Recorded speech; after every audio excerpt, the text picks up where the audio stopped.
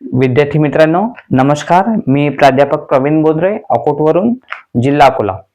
विद्यार्थी मित्रांनो, आज मी स्पर्धा परीक्षांच्या विद्यार्थ्यांसाठी अपूर्णांकांमधील लहान अपूर्णांक आणि मोठा अपूर्णांक कसा शोधायचा, त्याची तुलना कशी करायची, हे मी आजच्या या व्हिडिओज मधून तुम्हाला शिकवणार आहे. तर चला तर विद्यार्थी मित्रांनो, आपण शिकूया अपूर्णांक. याच्यामध्ये अपूर्णांकांची तुलना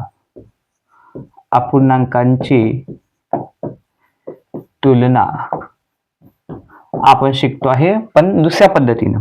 याच्यामध्ये लहान अपूर्णांक आणि मोठा अपूर्णांक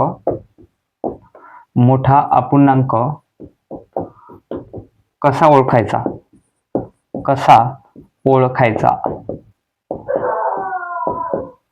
तुम्हाला दोन अपूर्णांक दिले असतील, त्यातून तुम्हाला लहान अपूर्णांक कोणता आणि मोठा अपूर्णांक कोणता हे तुम्हाला ओळखता आलं पाहिजे. आता इथे उदाहरणाच्या स्वरूपात सांगायचं झालं तर इथे 6/7 आणि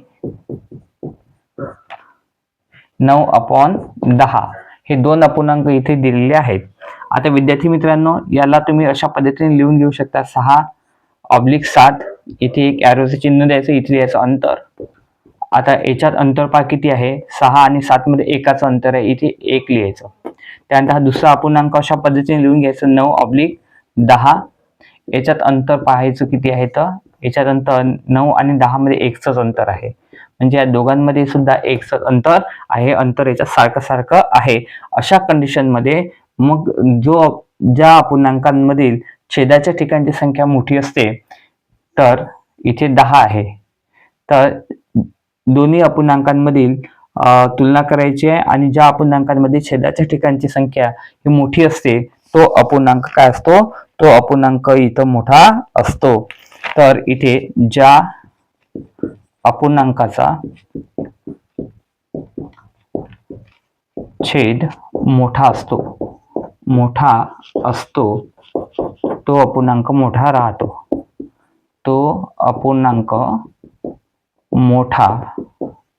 राहतो.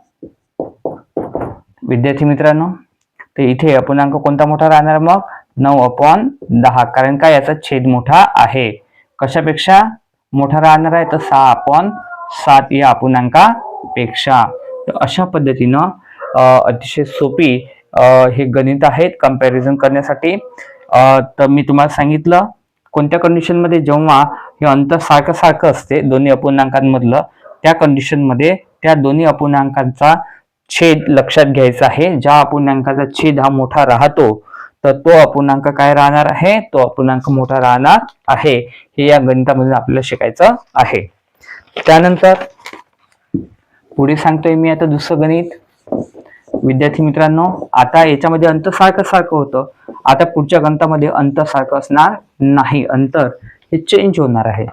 तर इथं विद्यार्थी मित्रांनो दुसरं एक्झाम्पल्स घेणार आहे आपण.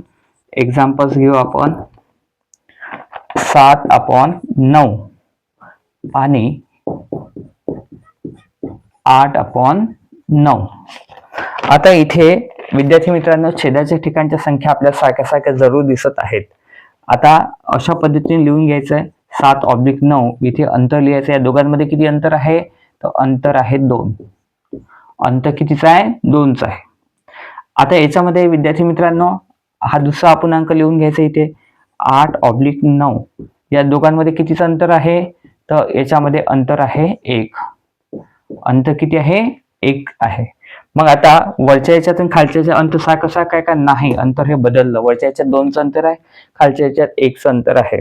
तर अशा कंडिशन मध्ये विद्यार्थी मित्रांनो ज्या अपूर्णांकांमधील अंतर कमी असते, तो अपूर्णांक मोठा असतो. ज्या अपूर्णांकातील अंतर कमी असते, तो अपूर्णांक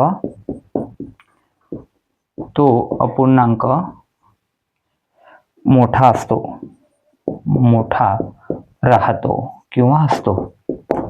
तर इथं कोणता अपूर्णांक मोठा राहणार आहे, मग अंतर कशातलं कमी आहे, तर 8/9 किंवा 8/9 हा जो आहे अपूर्णांक, तर याच्यातलं अंतर आहे 1.